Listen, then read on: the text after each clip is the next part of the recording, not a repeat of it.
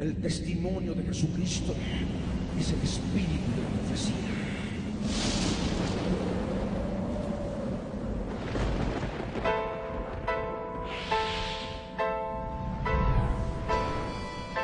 Yo soy Dios.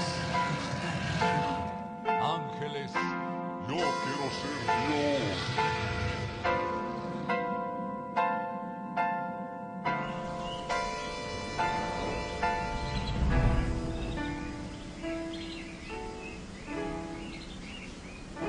Libro del Verbo fue y precedió la historia de toda la humanidad y se escribió siguiendo su voluntad todas las cosas que habían de suceder.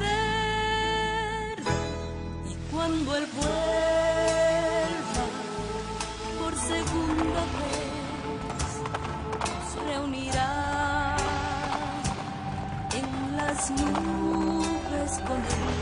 La Biblia es, eternamente será, y su palabra por siempre perdurará.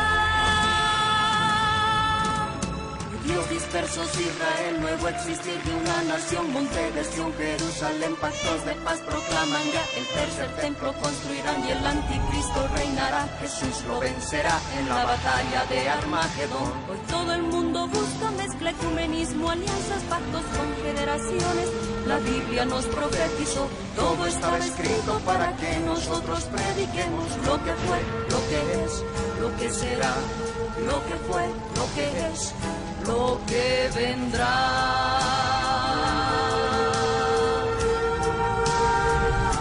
Biblia en tu vida fue y precedió a la historia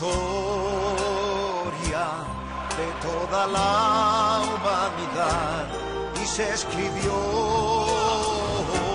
siguiendo su voluntad todas las cosas que habían de suceder. Falsos profetas, falsos cristos, pestes, hambres, terremotos, mar bramando, sediciones, huracanes, alborotos, y la gente se corrompe con el sexo como ocurrido en los días de Noé y en los días de Lot. La ciencia se ha aumentado, microchip bajo la piel está ya listo, todo el mundo comprará y venderá así. Todo el mundo adorará a la bestia, el anticristo, pero mi Jesús, el Señor, lo vencerá. Mi Jesús, el Señor, lo vencerá. Mi Jesús, el Señor, lo vencerá. Mi Jesús, el Señor, Él reinará. Con majestad mil años y por siempre, Él reinará.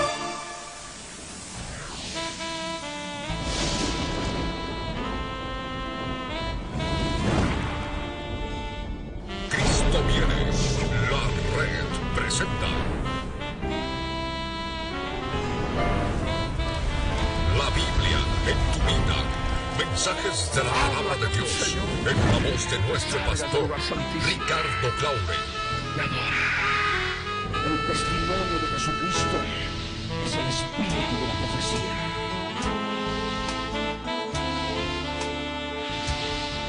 Para que su iglesia se prepare para testimonio a las naciones.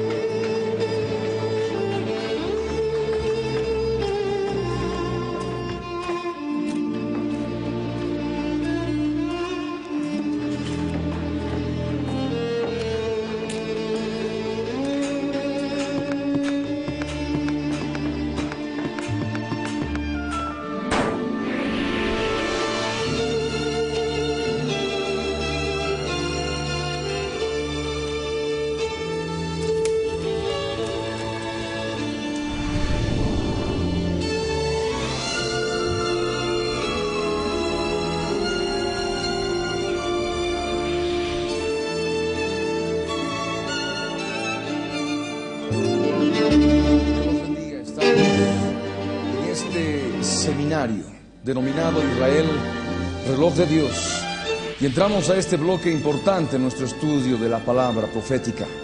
Estamos hablando ahora del segundo templo y su remodelación, y que más propiamente deberíamos hablar de una reconstrucción, como ustedes van a poder ver más adelante. Yo les ruego a todos ustedes que puedan abrir sus Biblias juntamente conmigo en el libro de Esdras, el capítulo 2, el verso 68. Esdras, capítulo 2, verso 68, que nos habla de la decisión de reedificar el templo en su sitio, cuando el pueblo de Israel había sido llevado a Babilonia por su desobediencia y habían transcurrido los 70 años que había profetizado el profeta Jeremías. Leamos entonces como está escrito. Esdras capítulo 2, verso 68. Y algunos de los jefes de casas paternas, cuando vinieron a la casa del Yo Soy el que Soy, que estaba en Jerusalén, hicieron ofrendas voluntarias para la casa de Dios, para reedificarla en su sitio. Ahora les ruego que abran en el mismo libro de Esdras, el capítulo 3, el verso 8 hasta el verso 13. Vamos a leer. Y nos dice la Escritura: en el año segundo de su venida a la casa de Dios en Jerusalén, en el mes segundo, comenzaron Zorobabel, hijo de Salatiel, Jesúa, hijo de Josadac, y los otros, sus hermanos, los sacerdotes y los levitas, y todos los que habían venido de la cautividad a Jerusalén, y pusieron a los levitas de 20 años arriba para que activasen la obra de la casa del Yo Soy el que Soy. Jesúa también, sus hijos y sus hermanos, Cadmiel y sus hijos, hijos de Judá, como un solo hombre asistían para activar a los que hacían la obra en la casa de Dios, junto con los hijos de Jenadad, sus hijos y sus hermanos levitas. Y cuando los albañiles del templo del Yo Soy el que Soy echaban los cimientos, pusieron a los sacerdotes vestidos de sus ropas y con trompetas, y a los levitas hijos de Asaf con címbalos, para que alabasen al Yo Soy el que Soy, según la ordenanza de David, rey de Israel. Y cantaban alabando y dando gracias al Yo Soy el que Soy, y diciendo: porque Él es bueno, porque para siempre es su misericordia sobre Israel. Y todo el pueblo aclamaba con gran júbilo, alabando al Yo Soy el que Soy, porque se echaban los cimientos de la casa del Yo Soy el que Soy. Y muchos de los sacerdotes, de los levitas y de los jefes de casas paternas, ancianos que habían visto la casa primera, viendo echar los cimientos de esta casa, lloraban en alta voz, mientras muchos otros daban grandes gritos de alegría. Y no podía distinguir el pueblo el clamor de los gritos de alegría de la voz del lloro, porque clamaba el pueblo con gran júbilo y se oía el ruido hasta lejos. De esta manera el Señor nos habla ahora en nuestros días, porque aún para aquellos que se apartan conforme a la misericordia de Dios y que llevan un tiempo cautivos en confusión en Babilonia, cautivos por Nabucodonosor en el aspecto espiritual, sojuzgados, atormentados, el Señor en su momento muchas veces decide traerlos a su presencia nuevamente, con la orden de reedificar la casa. Aunque sí es necesario comprender esta enseñanza espiritual, la gloria de la postrera casa es menor a la primera casa, a la construida por Salomón. Y es por eso que lloraban muchos lloraban, porque no podían concebir la idea de un templo menos fastuoso que el que había edificado Salomón. Pero es importante que tú puedas considerar esta palabra de Dios en Cristo Jesús y aplicarla a tu vida y comprender que la misericordia de Dios para con su pueblo es para siempre, conforme por supuesto a su voluntad y su paciencia. No debemos tentar al Señor nuestro Dios, sino andar en santidad, andar en completa sujeción a su Espíritu Santo, con una conciencia limpia, con una comunión plena delante de su trono en oración, para así poder glorificarle, para así poder servirle, para así poder ser instrumentos poderosos en sus manos. Ahora yo les ruego que abran sus Biblias en Esdras, en el capítulo 6, el verso 1 al verso 8, que nos habla del decreto de Ciro para reedificar el templo. Recordemos la profecía de Isaías, que había profetizado inclusive el nombre del rey que iba a dar la orden para construir, para reconstruir un templo en Jerusalén. Isaías lo llamó Ciro, y de esa manera se cumplió. Y aquí nosotros vamos a leer Esdras capítulo 6, verso 1 al 8, dice así: Entonces el rey Darío dio la orden de buscar en la casa de los archivos donde guardaban los tesoros allí en Babilonia. Y fue hallado en Admeta, en el palacio que está en la provincia de Media, un libro en el cual estaba escrito así: Memoria. En el año primero del rey Ciro, el mismo rey Ciro dio orden acerca de la casa de Dios, la cual estaba en Jerusalén, para que fuese la casa reedificada como lugar para ofrecer sacrificios, y que sus paredes fuesen firmes, su altura de 60 codos y de 60 codos su anchura, y 3 hileras de piedras grandes y una de madera nueva, y que el gasto sea pagado por el tesoro del rey. Y también los utensilios de oro y de plata de la casa de Dios, los cuales Nabucodonosor sacó del templo que estaba en Jerusalén y los pasó a Babilonia, sean devueltos y vayan a su lugar, al templo que está en Jerusalén, y sean puestos en la casa de Dios. Ahora pues, Tatnai, gobernador del otro lado del río, Setar-Boznai y vuestros compañeros, los gobernadores que estáis al otro lado del río, alejaos de allí. Dejad que se haga la obra de esta casa de Dios, que el gobernador de los judíos y sus ancianos reedifiquen esa casa de Dios en su lugar. Y por mí es dada orden de lo que habéis de hacer con esos ancianos de los judíos para reedificar esa casa de Dios, que de la hacienda del rey, que tiene del tributo del otro lado del río, sean dados puntualmente a esos varones los gastos, para que no cese la obra. De esa manera vemos el cumplimiento de la profecía de Isaías. Fue Ciro el que dio la orden. Isaías no se equivocó en el nombre, y fue así. Ese segundo templo fue reedificado conforme lo que el Dios eterno había determinado. Esdras capítulo 6, verso 14 nos habla de la profecía de Ageo y Zacarías, a las cuales hace mención el libro de Esdras, y que por supuesto hablaban de la orden del Dios de Israel para reconstruir un nuevo templo en Jerusalén. Esdras capítulo 6, verso 14 dice así: Y los ancianos de los judíos edificaban y prosperaban conforme a la profecía del profeta Ageo y de Zacarías, hijo de Ido. Edificaron pues y terminaron por orden del Dios de Israel y por mandato de Ciro, de Darío y de Artajerjes, rey de Persia. Vemos que estaba profetizado. 2 profetas también fueron utilizados por el Señor para ordenar a su pueblo la reconstrucción de ese templo: Ageo y Zacarías.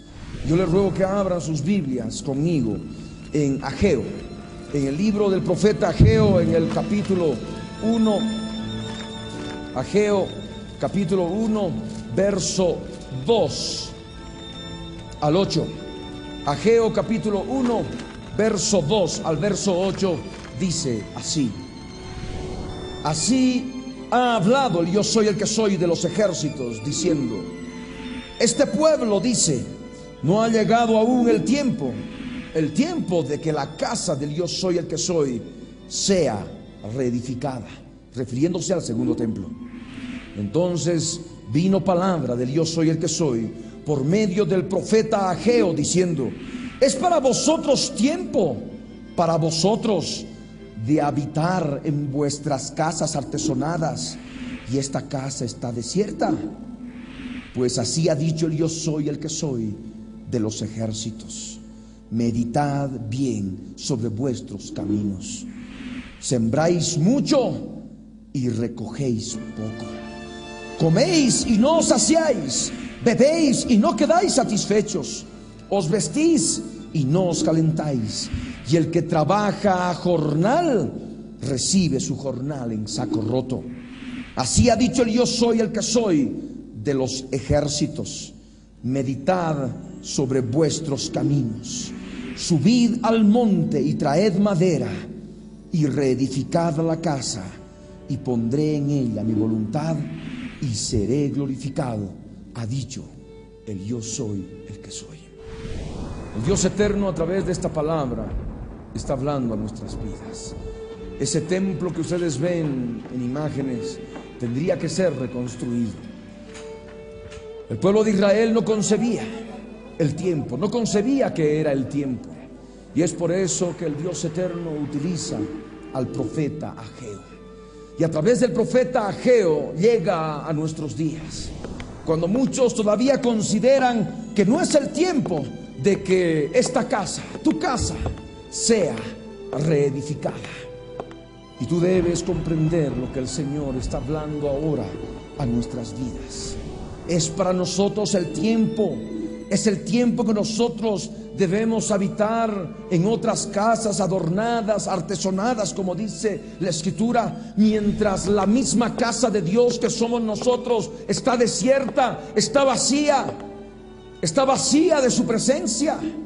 El Señor nos ordena meditar sobre nuestros caminos, y eso ocurre con mucho pueblo que forma parte de Israel, del Israel espiritual. Siembra mucho y recoge poco, come y no se sacia, bebe y no se quedan satisfechos, se visten y no se calientan. Y es más, el que trabaja a jornal, todo su jornal cae en saco roto.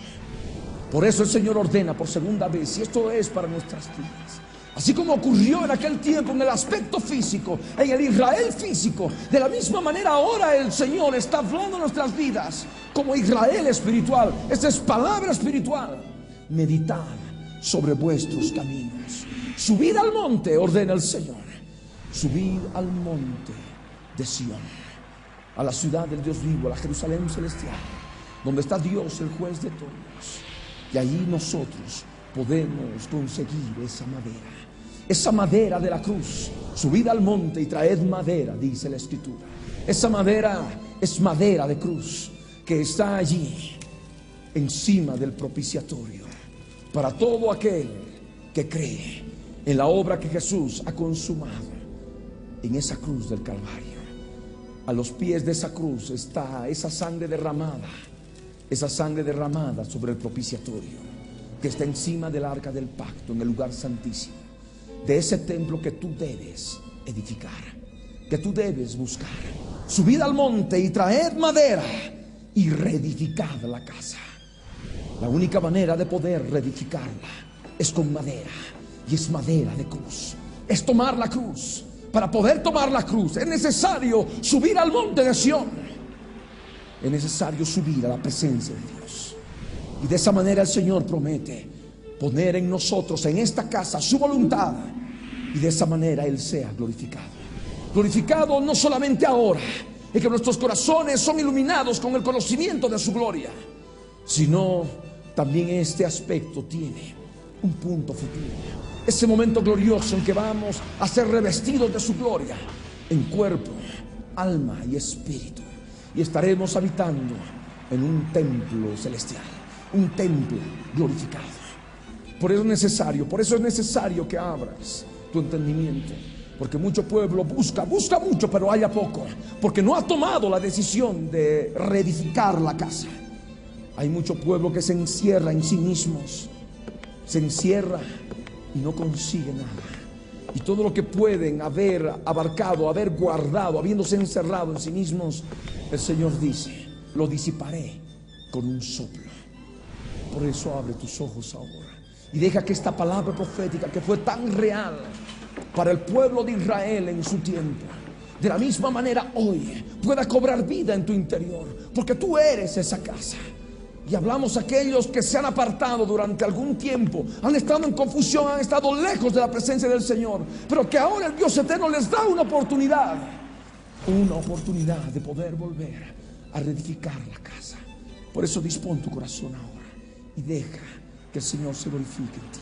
Hay mucho que ver. Podríamos encontrar mucho mensaje espiritual en los versos que siguen del libro del profeta Ageo, pero vamos a pasar a otra cita bíblica.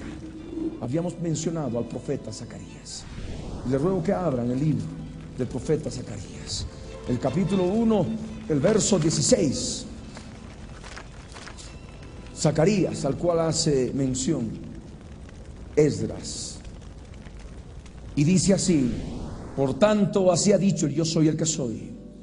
Yo me he vuelto a Jerusalén con misericordia, en ella será edificada mi casa, dice el yo soy el que soy de los ejércitos, y la plomada será tendida sobre Jerusalén. De esta manera Zacarías también obedeció y profetizó y predicó en su tiempo a tantas vidas, a tantas personas, para que pudieran reedificar ese segundo templo. Y también en este tiempo, a través de su palabra, el Señor nos habla, a través de Zacarías nos habla y nos da la orden de que sea edificada esta casa. Tú necesitas buscar edificación espiritual. Tú necesitas comprender que el Señor se ha vuelto a ti con misericordia y quiere que edifiques esta casa. La plomada de rectitud está tendida sobre tu vida. Por eso dispón simplemente tu corazón y obedece. Es el tiempo. Así como el pueblo de Israel obedeció, del mismo modo ahora esta palabra es espiritual, es profética, sí, pero espiritual al fin y al cabo te alienta y te exhorta y te ordena para que tú edifiques la casa que el Señor te ha entregado. Ahora les ruego que abran sus corazones para poder escuchar lo que ocurrió en aquellos días en que Herodes el Grande estuvo reinando sobre ese territorio en Jerusalén y sus alrededores. Este rey estaba reinando sobre los judíos. Era un hombre difícil, un hombre de temperamento especial. Y hasta nuestros días ha llegado un libro que se denomina Antigüedades de los Judíos. Este libro tiene varios tomos y el autor Flavio Josefo nos da detalles de lo que ocurrió con ese segundo templo que fue construido, reedificado, cuando Zorobabel, hijo de Salatiel, y los demás se propusieron obedecer la profecía que el Señor había dado a Isaías, a Ageo, a Zacarías.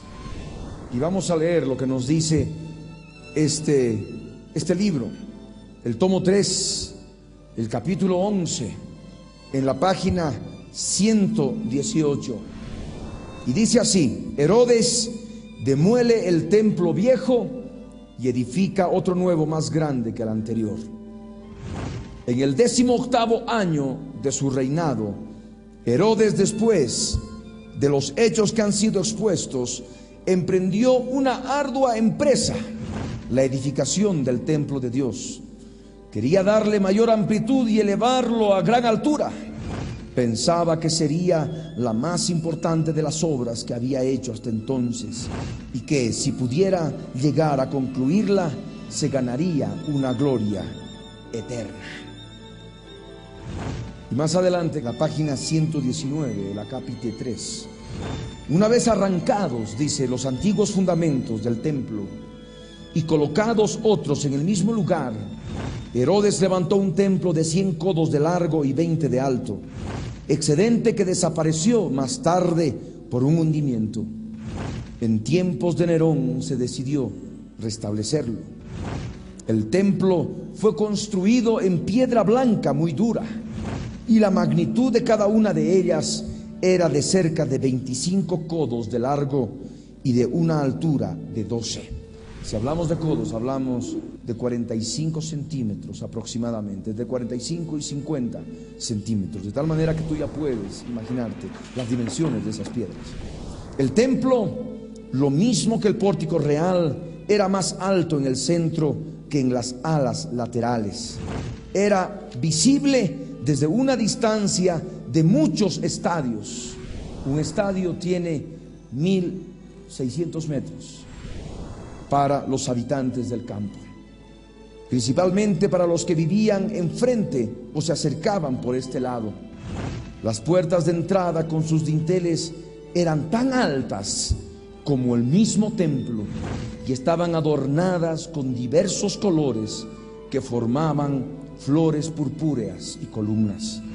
El templo estaba emplazado en un lugar pedregoso, escarpado, con una pendiente suave que va de la parte este de la ciudad hasta su cima.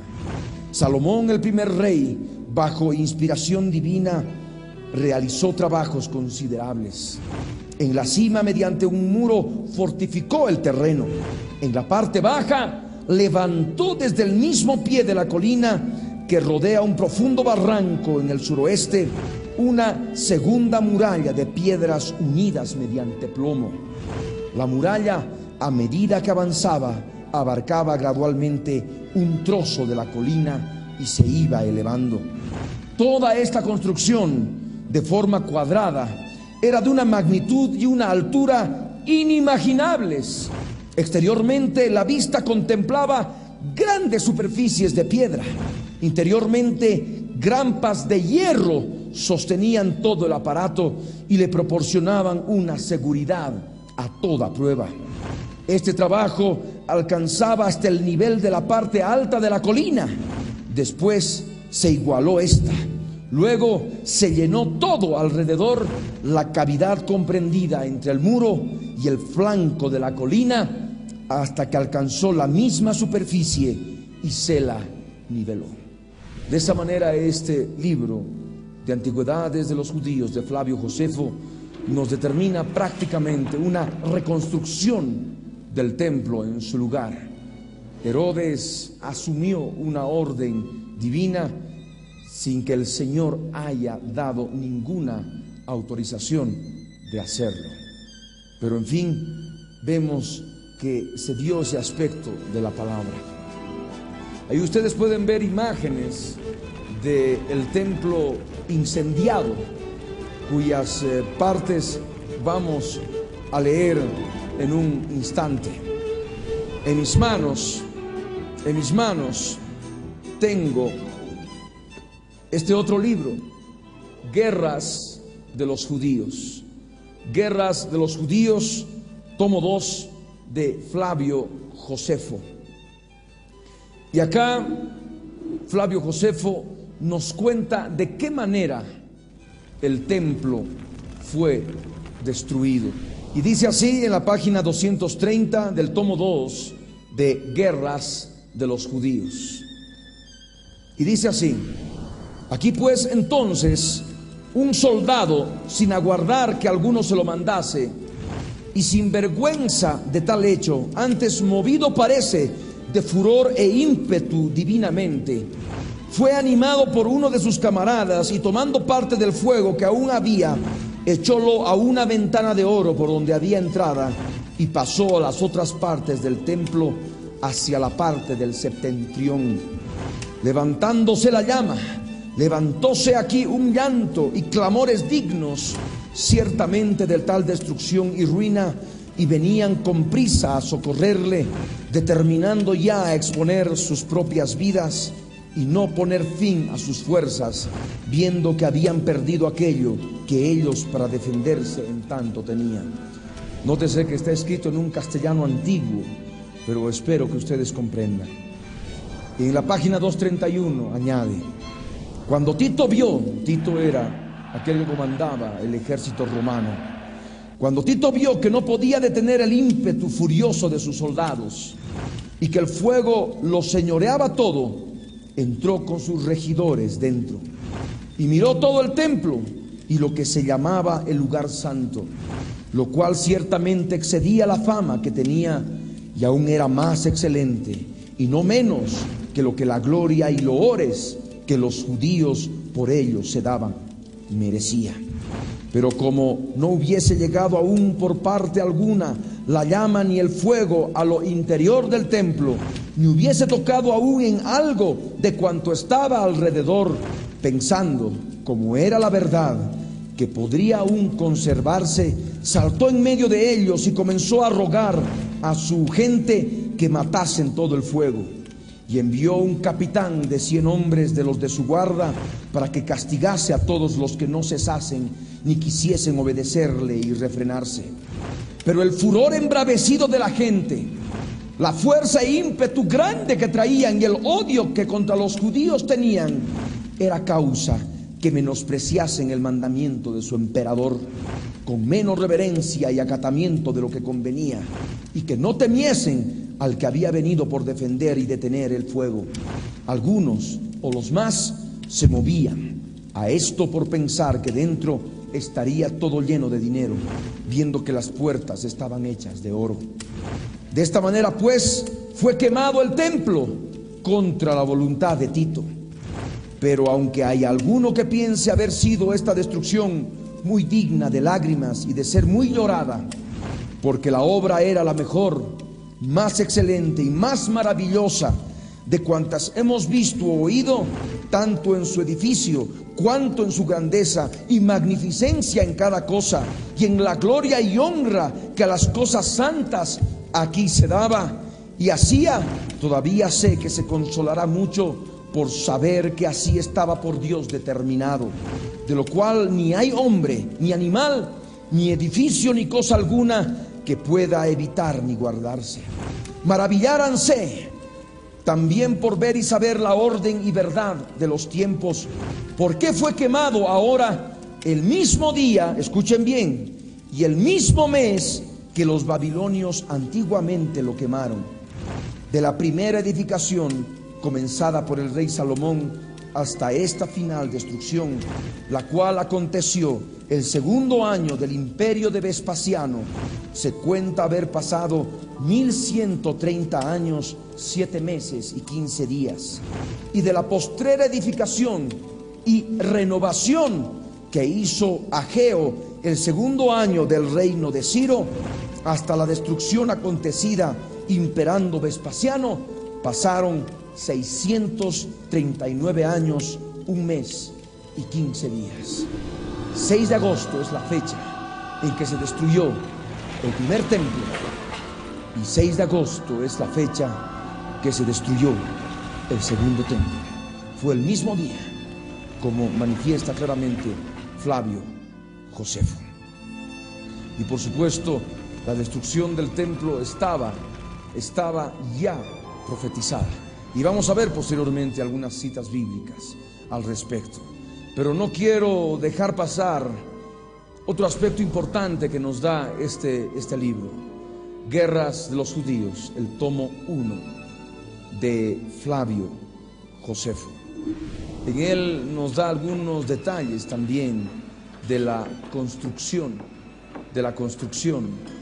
de ese segundo templo bajo Herodes el Grande. Algunos se preguntarán, ¿por qué no lo llama tercer templo? Ya que Herodes prácticamente destruyó ese segundo templo. Nosotros llamamos todavía a ese templo como segundo porque no hubo ninguna orden de Dios para derribarlo y reconstruir otro en su lugar. Es por eso que lo llamamos el segundo templo reconstruido bajo Herodes el Grande. Acá en este tomo 1, en el capítulo 16, en la página 144, dice: de las ciudades y edificios renovados y nuevamente edificados por Herodes, y de la magnificencia y liberalidad que usaba con las gentes extranjeras y de toda su prosperidad. Y Flavio Josefo empieza: a los 15 años de su reino renovó el templo e hizo cercar de muro muy fuerte doblado espacio de tierra alrededor del templo de lo que antes solía tener, con gastos muy grandes y con magnificencia muy singular, de la cual daban señal los claustros grandes que hizo labrar y el castillo que mandó edificar junto con ellas hacia la parte de septentrión. Aquellas las levantó él de principio y de sus fundamentos, y renovó el castillo con grandes gastos como asiento de aquella ciudad y de todo el reino, y púsole por nombre Antonia, por honra de Antonio, un gobernante romano.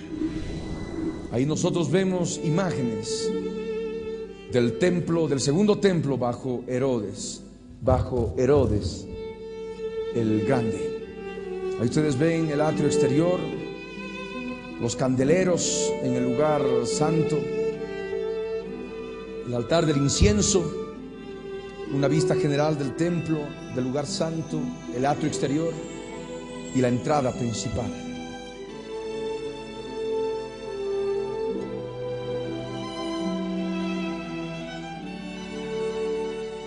Otra imagen del mismo templo.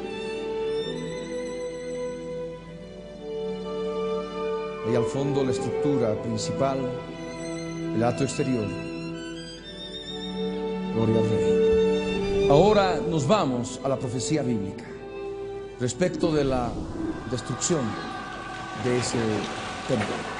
Estaba edificado, estaba erigido cuando nuestro amado Señor Jesús estuvo aquí en la tierra, en carne.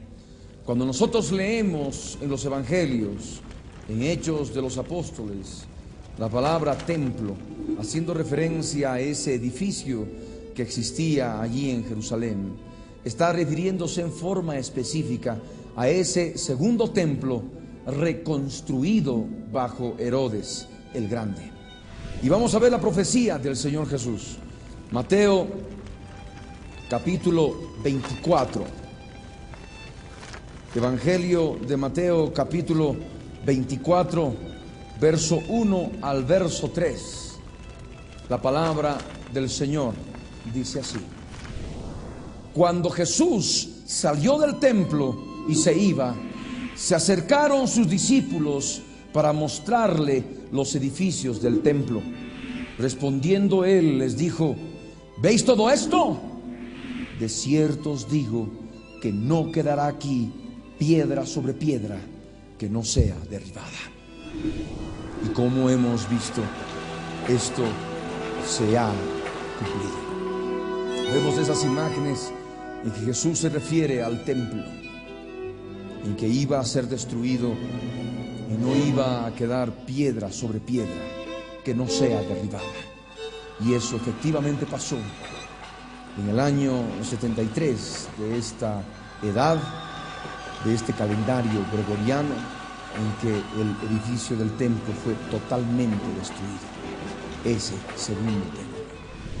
Pero ya que estamos hablando de los pasajes en que en los evangelios aparece mencionado este templo, este segundo templo de Herodes el Grande, yo les ruego que abran sus Biblias en el Evangelio de Marcos, en el capítulo 11, en el verso 15.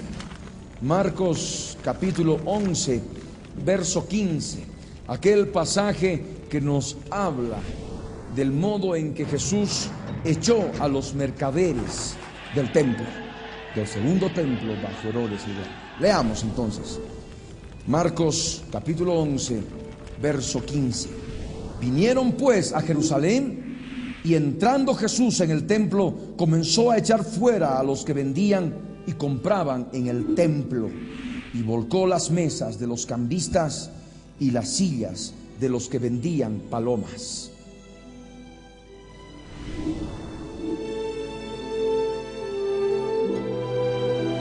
Son imágenes que recrean aquel momento en que el Señor Jesús se indigna a los mercaderes en ese templo y empieza a volcar las mesas de los cambistas, de los mercaderes. Esas piedras que ven son una recreación de ese segundo templo reconstruido bajo Herodes el Grande. Ahí el Señor está diciendo: no está escrito, mi casa será llamada casa de oración para todas las naciones, mas vosotros la habéis hecho cueva de ladrones.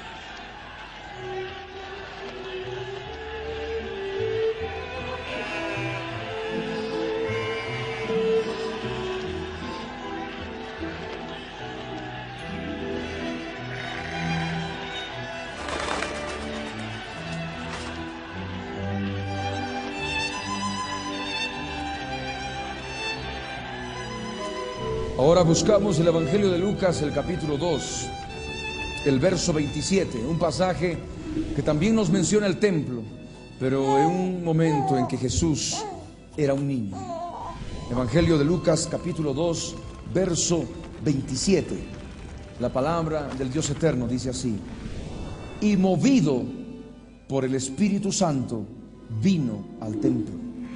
Y cuando los padres del niño Jesús lo trajeron al templo para hacer por él conforme al rito de la ley, y podemos continuar, él le tomó en sus brazos y bendijo a Dios.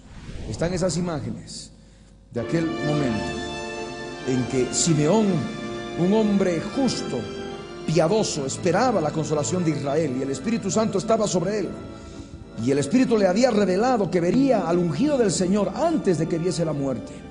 Y de esa manera lo tomó en sus manos y profetizó.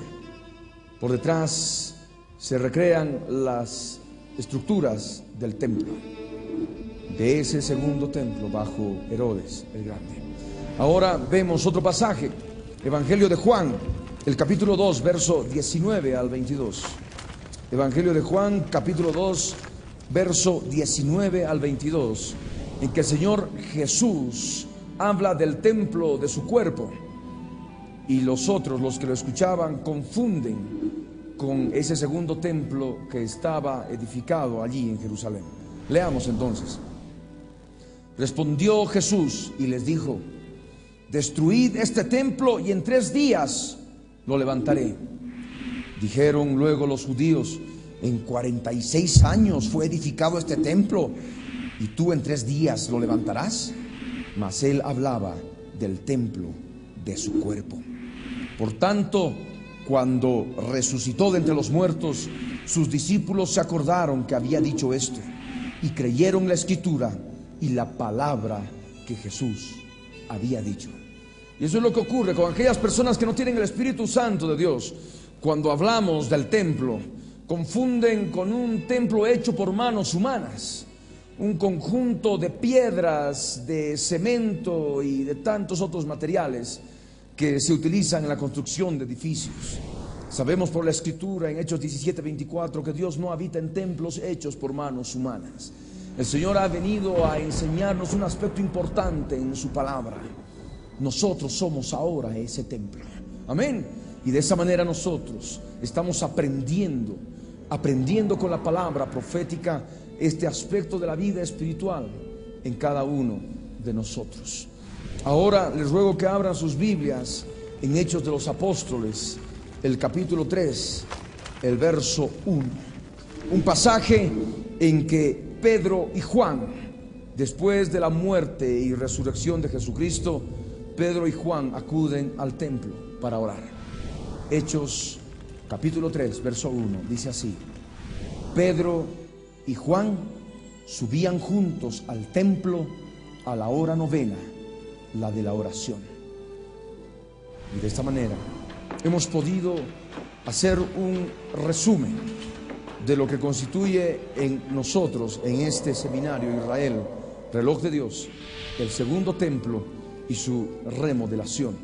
Habíamos manifestado anteriormente la importancia de estudiar en la profecía bíblica respecto de Israel lo que es la edificación del primer templo y la edificación del segundo templo, con las destrucciones específicas de ambos templos, del primero y del segundo, por cuanto la profecía nos habla que ha de haber un tercer templo judío al final de los días, cuando el pueblo judío se establezca como nación, como país en la tierra de Israel, de lo cual vamos a hablar más adelante y que por supuesto ha de traer un mayor entendimiento a todos y cada uno de ustedes en relación a la palabra profética.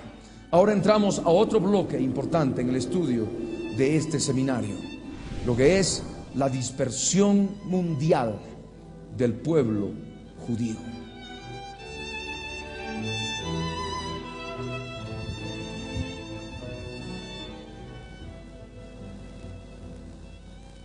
Comúnmente se le llama la diáspora.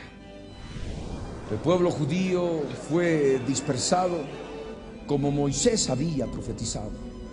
La segunda dispersión, que iba a ser mundial, la profetizó Moisés.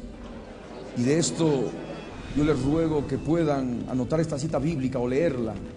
Levítico capítulo 26, verso 33, que nos dice así: y a vosotros os esparciré entre las naciones, y desenvainaré espada en pos de vosotros, y vuestra tierra estará asolada, y desiertas vuestras ciudades. De esa manera vemos algunas imágenes que pueden recrear judíos que han estado errantes por diferentes lugares en la tierra, trabajando en diferentes partes del mundo. Nehemías también nos hace mención de la profecía de Moisés, y esto está escrito en Nehemías, en el capítulo 1, el verso 8, y pueden leer juntamente conmigo. Acuérdate ahora de las palabras que diste a Moisés, tu siervo, diciendo: si vosotros pecareis, yo os dispersaré por los pueblos. Nehemías capítulo 1, verso 8. Ahí vemos a judíos dispersos en algunos lugares de la tierra, caminando. Estuvieron dispersos por 1800 años y algo más. Ahora entramos a un aspecto importante, un personaje bíblico especial y mencionado en el libro de Esther, llamado Amán, un terrible perseguidor del pueblo judío. Amán reconocía en la corte del rey persa, llamado Asuero, que el pueblo de Israel estaba esparcido y distribuido entre los pueblos en todas las provincias del reino de Persia. Esta dispersión era clara y específica como producto de aquella desobediencia que tuvo el pueblo de Israel durante la permanencia de ese primer templo judío. Hay muchos que volvieron de la tierra de Babilonia, de Persia, y donde el Señor los había echado, volvieron a Jerusalén para edificar el segundo templo. Un remanente, un resto, como vamos a ver más adelante, que también esta profecía nos explica. Pero todo el resto iba a quedarse en las naciones, y a los cuales se iban a sumar todos aquellos que iban a ser dispersados con la destrucción del segundo templo, como hemos visto anteriormente. Yo les ruego que puedan abrir conmigo sus Biblias, el libro de Esther, el capítulo 3, el verso 8. Esther, capítulo 3, verso 8, que nos da detalles de las palabras de Amán. Y dijo Amán al rey de Asuero: hay un pueblo esparcido y distribuido entre los pueblos en todas las provincias de tu reino, y sus leyes son diferentes de las de todo pueblo, y no guardan las leyes del rey, y al rey nada le beneficia el dejarlos vivir. De esta manera se reconocía que había un pueblo dispersado entre las naciones. Y vamos a ver esas imágenes en dispersión en relación al pueblo judío. Pasamos al pasaje que sigue, Salmo 44, verso 11 y verso 12. Salmo 44, verso 11 y 12, dice así: nos entregas como ovejas al matadero y nos has esparcido entre las naciones. De esa manera también el libro de los Salmos nos habla claramente del esparcimiento del pueblo judío entre las naciones. Y el verso 12 añade: has vendido a tu pueblo de balde, no exigiste ningún precio. Hasta el salmista nos habla de esa dispersión, de la diáspora. Ahora nos vamos al libro del profeta Ezequiel, y mientras tanto ustedes pueden ver esas imágenes de judíos. Ezequiel capítulo 6 verso 8 dice así: mas dejaré un resto, de modo que tengáis entre las naciones algunos que escapen de la espada cuando seáis esparcidos por las tierras. De esta manera estaba profetizado: con la primera dispersión habría un resto del pueblo judío que no volvería a la tierra de Israel, y se quedarían allí y estarían considerados como los dispersos entre las naciones. Amén. Ahora vamos a ver otro pasaje, Ezequiel capítulo 36, verso 19. Ezequiel 36, verso 19. Ezequiel también nos profetiza de la dispersión del pueblo judío.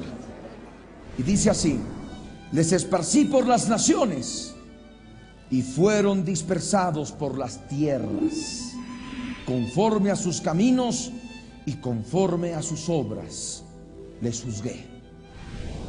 El pueblo de Dios había determinado actuar en forma contraria a su palabra, no solamente con las abominaciones que hicieron estando erigido el primer templo, sino con aquella negación póstuma terrible del Mesías, de Jesús de Nazaret como el Mesías de Israel. Y es por eso que fueron dispersados entre las naciones. Y como dice la Escritura, conforme a sus caminos y conforme a sus obras les juzgué. Ahora vamos a ver otro pasaje, Evangelio de Juan, el capítulo 7. Evangelio de Juan, capítulo 7, verso 35, en que se reconoce entre los griegos que habían dispersos de los judíos de aquel tiempo cuando Nabucodonosor destruyó el primer templo. Juan capítulo 7, verso 35. La palabra dice: entonces los judíos dijeron entre sí: ¿a dónde se irá este que no le hallemos? Se irá a los dispersos entre los griegos y enseñará a los griegos. En los tiempos de Jesús se reconocía abiertamente que todavía había judíos dispersos entre los griegos, y eso es lo que justamente nos menciona este pasaje de los evangelios. Pero también después de la muerte y de la resurrección de nuestro amado Señor Jesús, Santiago se dirige una carta a aquellos dispersos entre las naciones. Y les ruego que abran Santiago capítulo 1, verso 1, que nos dice así: Santiago, siervo de Dios y del Señor Jesucristo, a las 12 tribus que están en la dispersión, salud. Con esto nosotros comprendemos esa realidad de la profecía bíblica. Moisés lo dijo, Jeremías, Ezequiel también lo profetizaron. Pero esa dispersión no solamente tendría que llegar a Babilonia o a Grecia, sino tendría que llegar a todas las naciones. Y eso efectivamente ocurrió después de la destrucción del segundo templo judío. Yo les ruego que abran conmigo el Evangelio de Lucas, el capítulo 21, el verso 24, que es profecía de Jesús en que corrobora la profecía de la dispersión mundial, dispersión en todas las naciones del pueblo judío. Y dice así: y caerán a filo de espada y serán llevados cautivos a todas las naciones. Y Jerusalén será hollada por los gentiles hasta que los tiempos de los gentiles se cumplan. Y eso es lo que ocurrió. El pueblo de Israel ha sido llevado cautivo a todas las naciones. Hemos tenido hasta judíos aquí en Bolivia. Todavía hay una comunidad judía acá en Bolivia. En la Argentina, una comunidad abundante y grande. Y todos ustedes reconocen ese refrán: como judío errante, dice. El pueblo judío ha andado errante por las naciones, sin patria, sin nación, y verdaderamente con mucho sufrimiento. Y esto estaba profetizado por su desobediencia, por no obedecer a la palabra del Dios de Israel.